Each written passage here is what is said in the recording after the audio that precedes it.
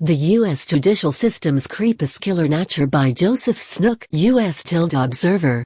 Have you ever been inside a courtroom? Strangely, I was on Facebook recently, reviewing posts, and a friend used the word crepuscular to describe a photograph. It's a word that I did not know the meaning of, which is lack of light. While pondering my thoughts, I couldn't help but see the commonality of this word in relation to the U.S. criminal justice system. You see, although there is light in a courtroom, it is almost always artificial light. Most courtrooms do not have natural light shining through windows. In 8 years of attending hearings from coast to coast on behalf of the innocent, I have not seen one courtroom with windows. Maybe most courtrooms do not have windows for safety or privacy reasons? This relates to justice fittingly in that the perception of light justice is there, but in actuality, real light, or real justice is often absent, especially if you believe that one innocent being convicted is one too many. To elaborate, justice is supposed to be blind, yet many examples demonstrate the opposite. One example would consist of looking into criminal charges filed against police who allegedly abused their authority, often resulting in the death or injury of U.S. citizens. Far too often police seem to have a special shield barring them from criminal prosecution, which has contributed toward lower public approval ratings. Although many shootings involving officers are justified, I've seen far too many that simply are not. Another example would be plea bargains, also referred to as diversion. This entails someone charged with a crime, or several crimes, who is offered a plea deal which usually includes a lighter sentence offered in return for admitting some sort of guilt.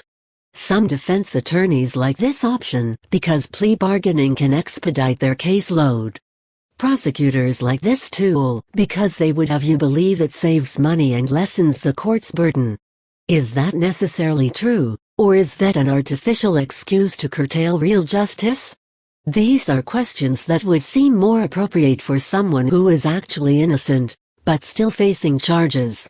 Even though everyone is supposed to be presumed innocent until proven guilty, it would be absurd to believe this is actually how our courts work, and those who have been there can relate. Plea bargains are common. In fact, statistics show that 90-97% of all criminal cases are resolved through the plea process. Let's say a prosecutor offers a deal to someone who is factually innocent that allows them to pay just $225 with the stipulation they be a law-abiding citizen for 180 days, and all charges will be dismissed.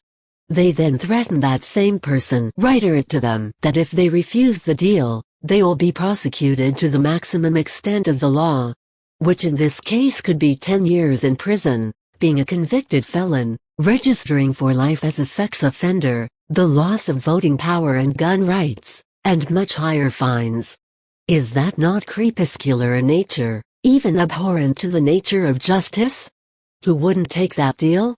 By most moral standards, the prosecutor has either committed a gross injustice against the alleged criminal, an innocent person, or, at the very least, a gross injustice against the alleged victim, if there was actually a crime committed. These are just two examples of many. I ask only one question. Is it worse to let one guilty person go free, or to convict an innocent? Assuming all can agree that there is no perfect system for justice, I believe we can equally agree that there is much work to be done for criminal justice reform. After all, we, the land of the free, have the highest incarceration rate per capita in the world. Do you have an example that shows how our judicial system lacks light?